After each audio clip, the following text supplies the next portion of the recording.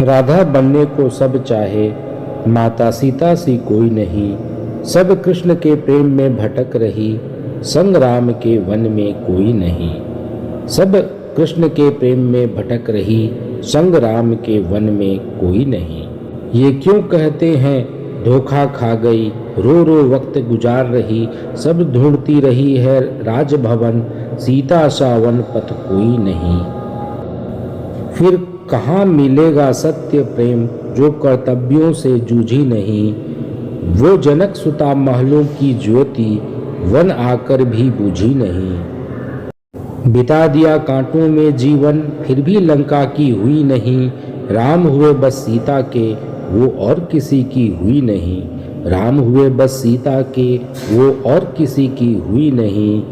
राधा बनने को सब चाहें, माता सीता सी कोई नहीं।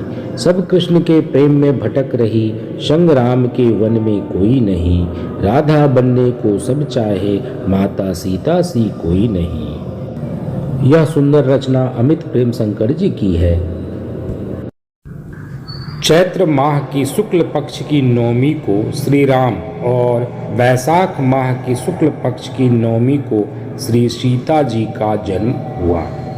दूसरी ओर भाद्रपद की कृष्ण पक्ष की अष्टमी को श्री कृष्ण ने और भाद्रपद की शुक्ल पक्ष की अष्टमी को श्री राधा ने जन्म लिया। कितनी विचित्र बात है यह। तो आए माता सीता और श्री राधा रानी के जीवन के कुछ महत्वपूर्ण अंतरों को जानते हैं। एक राजकुमारी थी राधा, दूसरी साधारण स्त्री सीता।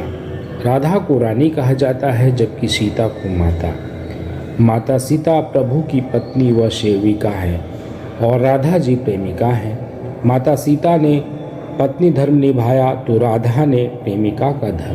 माता सीता की अग्नि कसौटी है, परंतु श्री राधा जी की कोई अग्नि कसौटी नहीं है, परंतु श्री राधा निरंतर विरह की अग्नि में जलती रहती थी। माता सीता ने प्रभु के लिए कभी कठोर शब्द नहीं कहे, परंतु श्री राधा जी ने प्रेमवश कठोर शब्द भी कहे और उन्हें डांटा भी। सीता राम जी की तरह ही सहज थी और राधा श्री कृष्ण की तरह ही थी। राधा प्रेम में नाचती और गाती थी, परंतु माता सीता जी नहीं। दोनों का जन्म निराला है, माँ के गर्भ से नहीं जन्मी थी। राधा और सीता दोनों का विरह जीवन है। दोनों ही देवी लक्ष्मी की अवतार थीं। दोनों ने अपने प्रिय के सामने ही देह त्याग किया था। सीता माता धरती में समा गई थी तो राधा ने द्वारका में कान्हा की बंसी सुनते हुए शरीर छोड़ दी थी।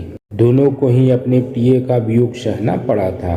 सीता हरण के बाद राम और सीता का वियोग सहना पड़ा और जब रावण वध के बाद दोनों अयोध्या लौटे तो माता सीता को घर छोड़कर वाल्मीकि आश्रम में रहना पड़ा और बाद में वह धरती में समा गई। इसी तरह श्री कृष्ण द्वारा वृंदावन छोड़ने के बाद श्री राधा को वियोग सहना पड़ा। कविता की पंक्तियाँ माता सीता और राधा रानी के जीवन को व्यक्त करती हैं।